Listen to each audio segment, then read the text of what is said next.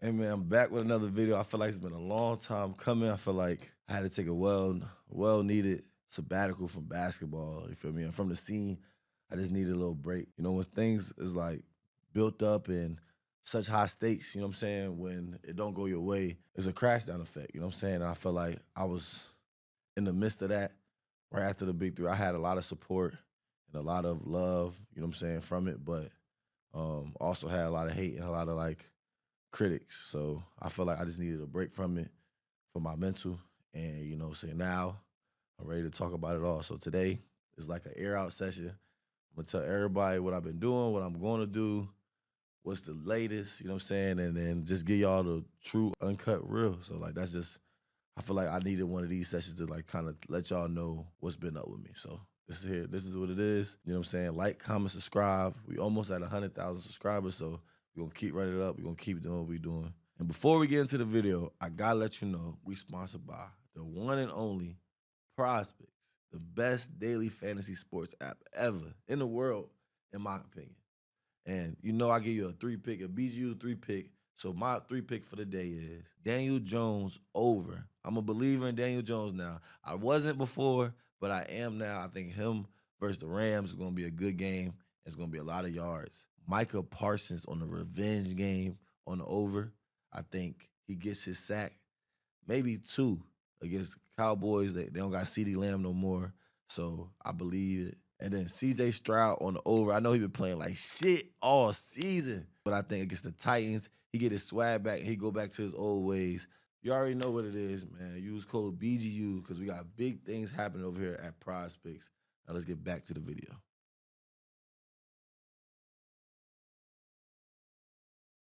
I felt like it was a lot of built up. Like, you know what I'm saying? Like I said, that was my last team. That was my team last year. You know what I'm saying? It was a lot of emotions towards that. I made the All-Star team this year. It was a lot of like emotions towards that. It was in Orlando. So a lot of my family came down. There was a lot of emotions towards that. So I feel like it was just so built up, so much like anxiety and just so much I done put into the whole year to make it to that moment. So, you know what I'm saying? It was a great feeling to get there. Um, didn't end up the way I wanted it to. It was just like a real ego check, I guess I'll say, because, you know, when you know, as a kid, you always dream about being in that big game and having like a stadium feel like it was and just winning the championship. You know what I'm saying? The confetti falling on you for the right reason. And I felt like this is my second year. I'm my second year in the league. I made it to championship both years, which is an accomplishment in itself. But I haven't won neither one of those. So I just feel like it's like deja vu, low key. Like I felt like I was in the same time last year. I was in the same position. So I feel like I just didn't do enough, you know, in the off season or anything because I got the same results. So I feel like I could have did more, but you know, it ended how it ended. And, you know, life moves on. You know what I'm saying?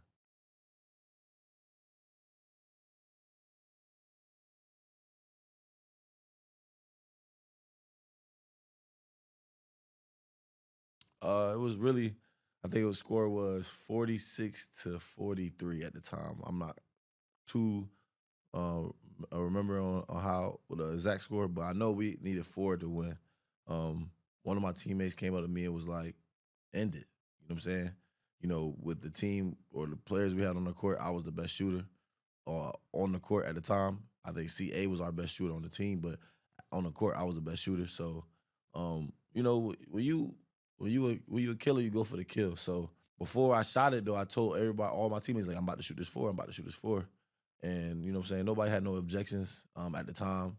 It gave me a little more confidence because nobody had objections. Like nobody was like, I don't think so, or we can get a better shot. Everybody's just like, okay, like, you know what I'm saying? Like, you feel me? So it's a miss and make league. For everybody, like I said, everybody as a kid, you always imagine shooting that game winning. And I think the moment may have got into me a little bit because I don't think I shot the best shot. Like I feel like if I'm gonna shoot on a dribble, I'm better going to my right than my left, and I'm way better at catch and shoot than I am off the dribble. So I felt like I didn't take the best shot available. I think I rested a little bit, and the results was what it was. I think we still had many opportunities afterwards to win the game. So I don't think it all boils down to that one moment. but I do think I let the moment get to me. But I really would say though, it was not an ego thing because if somebody would have said no, let's do this, I would have been totally fine with it. Like it wasn't because I wanted to be the one to end the game on Miami 305. It was never that. I don't think I was too lost in the game to even think it like that. I think the idea was brought to me. I was always with the idea because I believe in myself to the highest ability. And I practice shots like that. I practice fours every day. So you know, for me, and I was the best shooter on the court at the time. So I feel like it was if anybody was to shoot it, it was supposed to be me. Um, but I also think I could have got a better shot. So, um, and it's been a lot of like back and forth about like people thinking that it was an ego thing. I don't think it was an ego thing. I think like I lost in the moment. The moment got, and I just wanted to win the game for my team. So I've been aggressive all season for game winners, and I'm gonna go in like that, and I'm gonna go out like that. So if that's how I went out, then fuck it.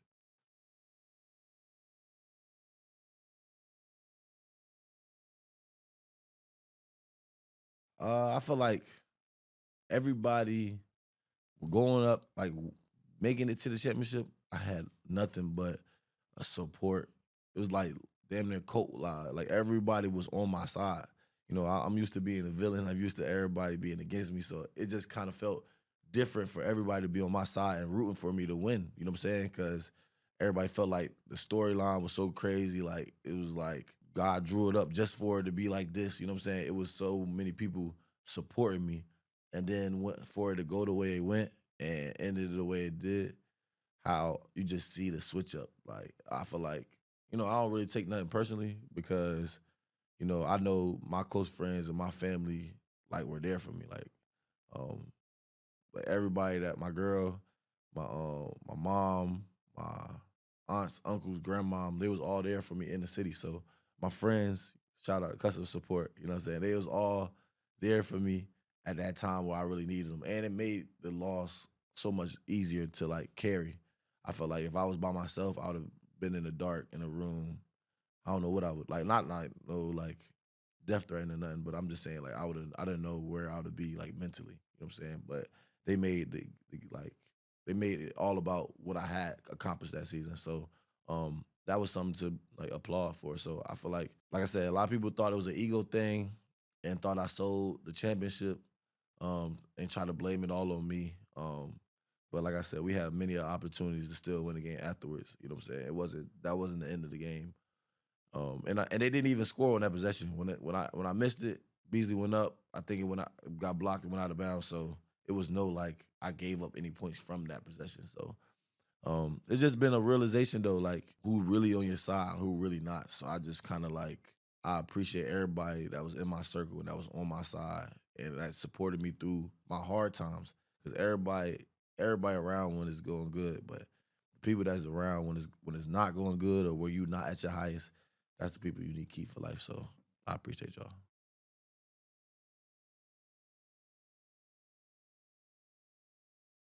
I got a lot of things coming. I feel like one of the biggest projects that I'm trying to take on is I'm trying to start my own tour. I feel like uh, one on ones has been very good to me, and I still am going to continue to play one on ones pay per view wise. But I wanted to start my own tour where I'm trying to give people the opportunity to get on a bigger scene. So it's starting in Charlotte, September 27th, on Saturday. I'm bringing my boy Co out to Charlotte to play a one on one. I'm gonna post it on my channel. Um, I'm still looking for a name. I was thinking about Big Guard Tour, but everybody on my team don't have to be a big guard, so I'm not too sold on that. Um, I just know that Co is somebody that played with me in the Titans. He's a hard worker, you know what I'm saying, and he's like appreciative of every opportunity that I put in front of him. So I think he deserves this chance, and I think y'all will see like that he has that dog mentality and that heart, and it will be something that y'all can grasp onto. So I feel like um, we're gonna have Co play a one on one out there in the hot grease. We starting from the bottom. Not saying hot grease ain't it's just a smaller platform. That's all I meant by the bottom. So we starting for a smaller platform, and we're gonna build our way up. We're gonna try to get Co to get some wins and keep going up and try to keep getting them booked. So we starting this weekend. the hot grease. He's playing a 1-on-1, and we're gonna just see how far we can make this go. And hopefully, every city I go to, I get another player and bring them along to the tour and just grow my tour to, probably like 6 to 7 individuals. And I will be playing too. I'm gonna play a 2-on-2 while he playing there. So it's like we both gonna be flying out to these events and playing together. So eventually, right now it might be just me and him in the hotel room and our cameraman, and we figuring it out from there. And then we might grow to a B&B where we got 6 or 7 people going along with us, some sponsors to back us, and really just start a new tour, like just giving people opportunity, because that's what the tour is all about, like just finding new faces, giving more people opportunity to get on the scene, because the scene, what I'm saying, it'll be dead without new people. So we gotta just keep adding people, keep building people stories, because people have stories of why they didn't make it where they wanted to. So I feel like CO is a great story, and I love how he competes and how he like takes everything. He takes nothing for granted. You know what I'm saying? So I'm glad that he agreed to come on this tour with me, and I hopefully y'all like him too.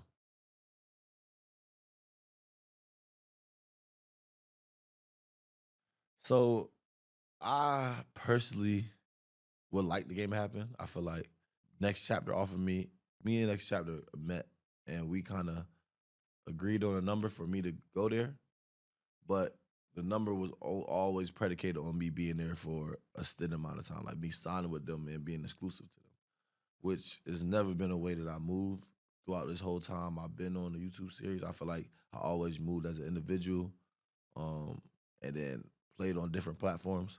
So that was kind of hard for me to kind of just even leave. Like I built so many great relationships within the scene. So for me to like not play on off the dribble, or me not play on Ball's Life, just didn't sound right to me. So so that was kind of like hard for me to take. But they basically said that if I didn't do that, is that's not within their like business plan to have people um play on a platform that's not exclusive to them. So that didn't work out. And then Balls Life Off the Dribble, they're a joint entity when it comes to pay-per-view events. So they offered Rob and a good amount in my eyes. I think is a great amount. You feel me? If you know, you know. But I accepted. He did not. So, and he's not exclusive to TNC as of my knowledge. So I don't know. I don't think the game will happen, because it's like both sides aren't budging to make the game happen. I think Rob doesn't want to upset TNC and like kind of like go against their plan, because he's like top dog over there, like, and I respect it, because like that's where what I'm saying, he's appreciated it and has built him up from the beginning. So I understand where he come from. That's the answer. I don't know. People be asking me, why are you ducking Rob and this and this? I don't understand. I accepted it on next chapter for a one off. They said no, we gotta do 7 months. I accepted on Balls Like Off the Dribble for the one off, and he didn't accept. So I just don't understand what y'all want me to do. I can't make the nigga play me. So as far as the Lamar stuff, I really don't understand where it came from. I feel like he draws his own conclusions in his head about like if people fuck with him or not. I have no problem with Lamar. I think he's good for the scene. I think also, he's talented, hella talented. Like you can't deny the nigga talent. He a threat, along with a lot of people are threats. But he hasn't proved shit in this scene. So, and that's where I be trying to make him understand. Like you could have did whatever you did in college, whatever you did with the Knicks, whatever you did with whoever else. But when it comes to this scene, you got to start all over from the bottom. And really, he talked his way into a top 5 matchup from the beginning. So niggas gave him his flowers early, because niggas don't even do that. You don't just walk into a top 5 matchup like that without playing some games. His first game was a top 5 matchup. So you talked your way into it, and you talked crazy, and then he got popped. So it was just like, now we can't really, your word isn't validity, because you was like, oh, he won't, I'll beat this nigga 7 out of 7 days. If I'm not a dog, if I get tired and lose because I'm a dog, I would never do that, and then did that. So I don't understand like where the animosity came from. I never spoke ill to him. But if it's there, it's there, nigga. Like I ain't never ducking no smoke. But I just don't feel like he deserved that game. Just like I came on this same podcast and I said Rob don't deserve the game when he played when he wanted to play me when the next chapter offered me to play him. It was right after the school loss. I said I'm not doing it because it's just not the timing for it. You feel me? I don't know if you think that him talking crazy is gonna make me let him skip the line. No, it's a line. I feel like everybody will want to play me. You know what I'm saying? So that's a part of being towards the top. Everybody want to play that's not towards the top want to play somebody that's towards the top so they can jump towards the top. That's just how this shit go. When it wasn't no rankings and everybody was just playing, nigga, everybody was just playing, and that's just how I go. But that's not the scene we live in today. So matchups got to be built up. Storylines got to make sense. Not saying me and Lamar's storyline don't make sense, but his timing don't make sense right now. So Lamar gonna get his though, for sure. It's gonna happen. I just feel like, you know what I'm saying? Like just how Lil Rob did. Rob went and got him a great win. And then after that, I was like, you right. Let's play. Check up. He just gotta do the same. I know like wins that he's supposed to win. I'm talking about a win that is a 50-50 one. Yeah, ain't nobody ducking Lamar. I mean, like I said, 2 years ago when he was or it was more than 2 years ago, when I first got on the scene, he was at his best, no injury or nothing, no stamina issues or nothing. I asked him to check up, and he didn't because he's like, he was going overseas or going to the G League. I get too much money for this. You feel me? This ain't the time. He told me it wasn't the time. Now you on my side of town, so you feel me? It's on my timeline now. So that's all I got to say about that for real. I just feel like it's gonna happen. Everybody gonna get what they want, but just not yet.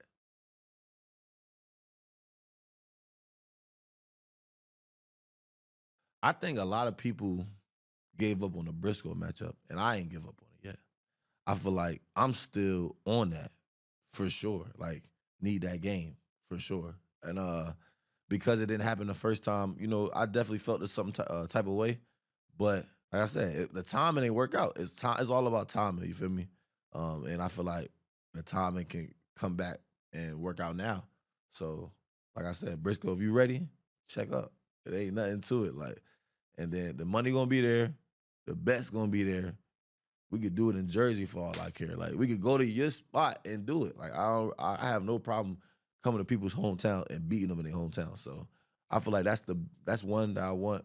Everybody know I need that Lance matchup, and now even more because he beat me in the championship. Sad to say, he got one up on me. I gotta give niggas flowers when they do what they do. Like he got one up on me, so it just built a little more storyline to it. Like I got him in the regular season, he got me in where it mattered the most, the championship. So you feel me?